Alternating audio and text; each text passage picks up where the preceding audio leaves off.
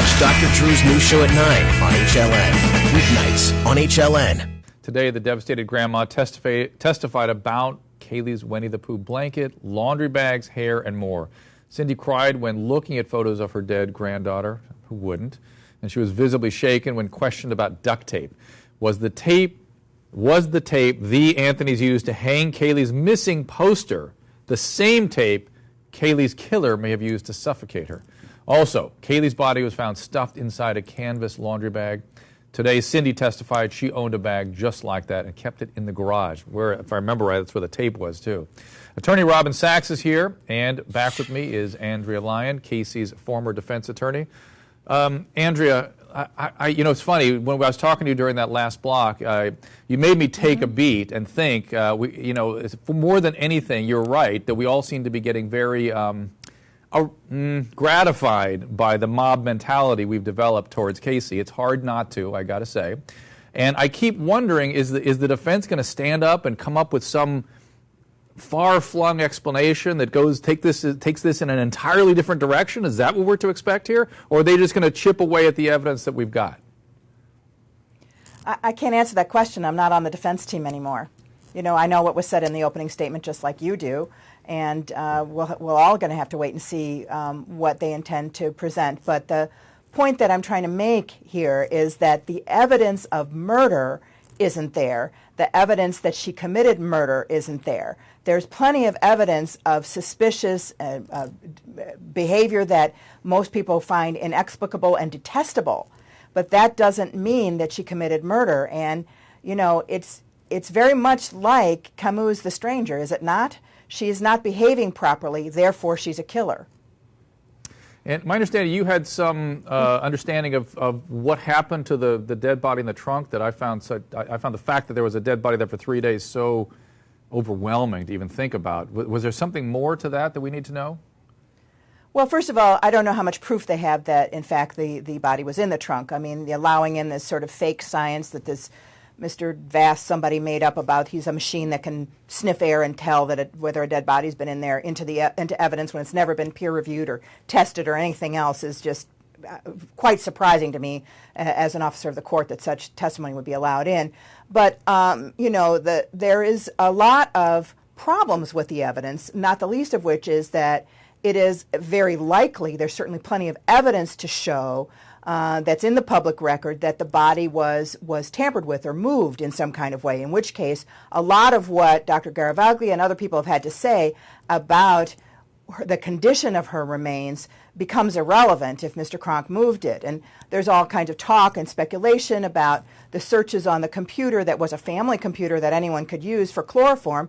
But, Cindy Anthony said in her deposition that she did that search. I mean, there's a lot of things here where there are problems with the evidence. I'm not telling you that the prejudice against her isn't going to carry the day.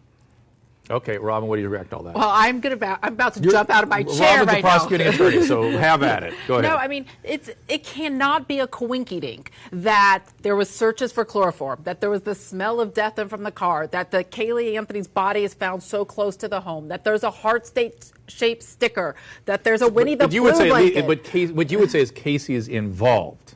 You would say that, based on that evidence, right? Based on that evidence, should we definitely have her involved? Involved. Sure. You have her involved. Okay. But do we have her murdering the kid is the question, and can they substantiate or can they back up this notion of being an accident and then the bizarre behavior that followed was from abuse? Well, that would have all worked out fine and dandy had they not come out with this crazy, drowning sexual abuse case that they now have put, the defense has put that there. And so, Andrea, I'm curious to know that, now they've put themselves in a position of having to prove a case when they could have just poked holes in the prosecution's case. I don't get that. Why are they going there? Andrea? I can't comment. It's not appropriate for me to comment on what the defense is doing now. I'm not a part of the defense, and I'm not privy to their thinking.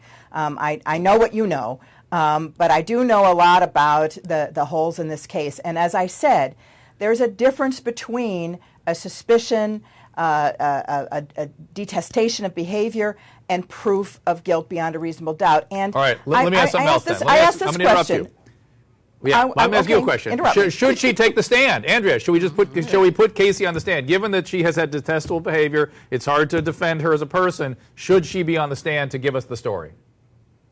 That's a very difficult question for every criminal defense lawyer. If you don't put a client on the stand, the jury gets angry at you for doing that because they think, well, if I were me, I would get up on the stand. If you do put the client up on the stand, then everything collapses down to, do we believe this defendant or not? It's a very difficult decision. I do not know what the defense is going to do. And in every single case I've ever tried, it's been a very difficult decision, particularly when, as here, they're asking for the death penalty. And particularly it must be when the subject is not a very likable person, and she has no credibility either now. So, Robin, you've told me a few minutes ago that you liked Jose Baez. You liked sort of the way he fumbles through things. Do you think he should put her on the stand? You know what? I think that Jose Baez would do a great benefit for the jury to put himself asking questions, and he could make her very likable. And he's so kind of fuddy-duddy himself. Is that possible to make Casey likable? I think that he is so fuddy-duddy and dorky that people will gravitate to him being just a regular guy, and his regularity could rub off on her. The only problem is that what she's going to be faced with is one lie after another. Have you read the interview, the interrogation? It's just unbelievable. The lie is really phenomenal. It's outrageous, and it's going to be a week long of lies. So it would be highly, highly risky, in my opinion, to put her on the stand. But I don't think he has a choice. More because of the cross-examination, right? Because of the cross-examination. What are they going to do to her? Well, and they're going to have to acknowledge every lie, every inconsistency, every manner, and everything that we've seen in this case. I mean, that's been the one thing about this case is Florida has given us so much information in advance that we as a society know that the best thing is to keep her off. Yes, it's the sunshine laws in the Sunshine State that shines a bright light of scrutiny onto all this material and creates this mob mentality I am as much a part of as anybody.